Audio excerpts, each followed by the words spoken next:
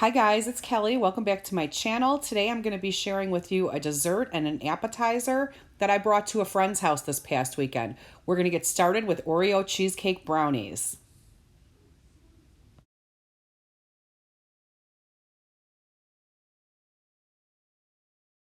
The brownie mix I'm using today is gluten-free. Of course, you can use any type of brownie mix that you want.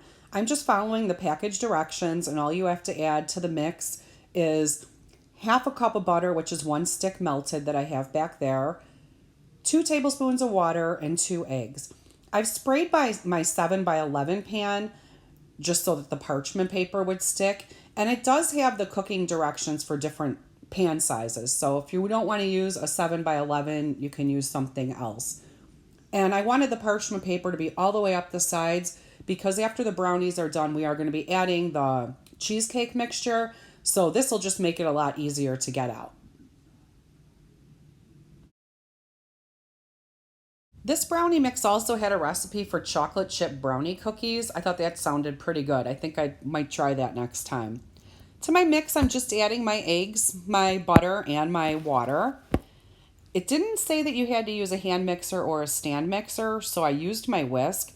This was really hard to mix. I don't know if it's because it was a gluten-free baking mix.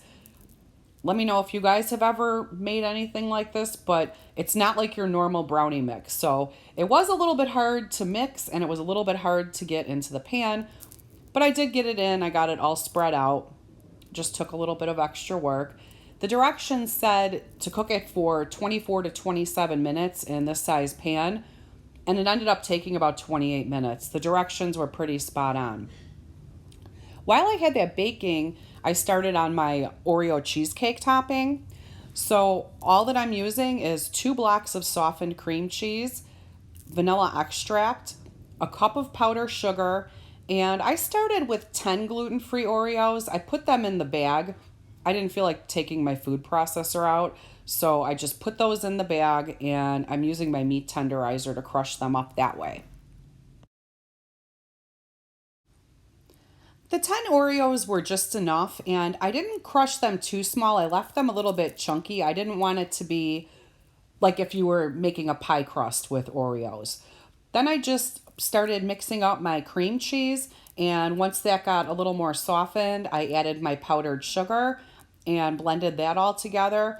Then I added my vanilla and I just blended it up until that was all combined. Once the cheesecake filling was done, I just added my bag of Oreos and I folded that in with my spatula. I did put that cheesecake mixture in the fridge because the brownies were still baking at that point and I didn't want to leave it out for that long.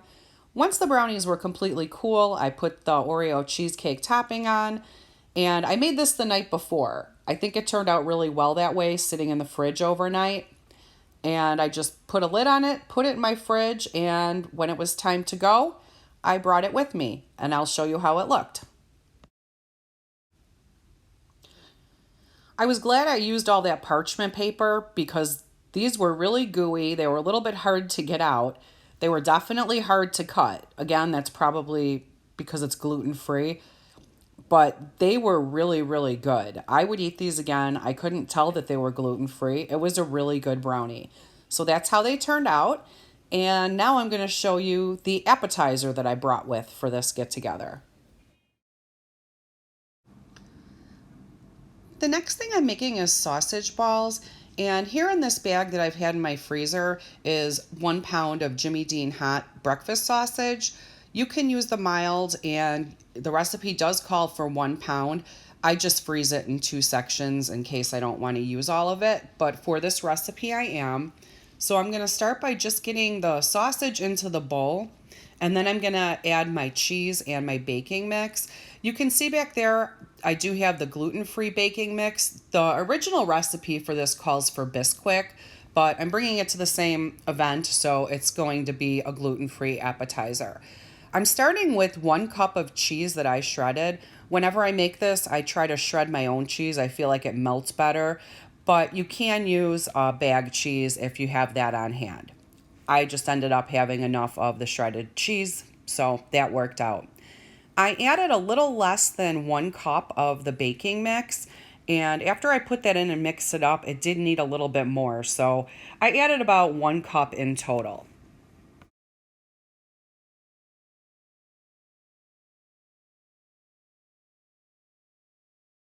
This recipe, I think pretty much everybody has tried or made. You can make these as big or as small as you like. I'm making them a little bit bigger than some people do. I'm going to lay them all out on my cookie sheet because just like the brownies, this was the day before. So again, a nice make ahead appetizer. Once I have them all on my cookie sheet, I'm going to put them in my freezer just like that. Let them freeze for a couple hours. Then I'll put them into a freezer bag. I don't like to put them in like this because then they're all sticky. Then whenever you go to your party or whenever you're having company, you just pull that freezer bag out. I usually let it defrost on the counter for maybe an hour before I pop them in the oven. And you do cook these at 350. We ended up cooking these on a lower rack, which I wouldn't recommend, but we had pizza on the top rack and we also had some Brazilian cheese bread. They got a little crispy. I like my food crispy, so it was just fine for me. Here's a shot of how they look. They turned out really good. I hope you guys enjoyed watching this video. If you did, give it a thumbs up, and I will see you guys on the next one. And here is a little shot of us enjoying all of our food.